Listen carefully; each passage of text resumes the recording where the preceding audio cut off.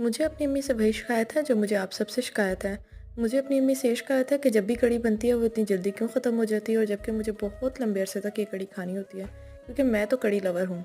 मुझे आप लोगों से ये शिकायत है कि जब भी मेरा चैनल ग्रो करता है उसके बाद फिर व्यूज़ आना क्यों बंद हो जाते हैं और सब्सक्राइबर क्यों रुक जाते हैं। तो काइंडली मेरी इस शिकायत पर ज़रा गौर फरमाइए और चैनल को लाजमी सब्सक्राइब कीजिए। आज बन रही है कढ़ी जो कि मेरी बहुत फेवरेट है। मैं चावलों के साथ या फिर पराठे के साथ खाना बहुत ही पसंद करती हूँ। रोटी के साथ खाते हुए पता नहीं क्यों मुझे पसंद नहीं आती, या पता नहीं क्यों बस मुझे चावल कढ़ी के साथ ही बहुत ज़्यादा पसंद है। मेरी तो ये बेस्ट एवर रेसिपी है।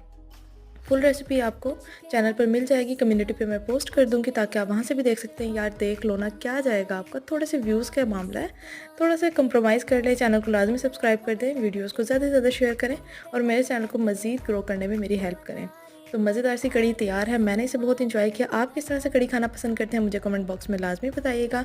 चैनल को सब्सक्राइब करना मत भूलिएगा।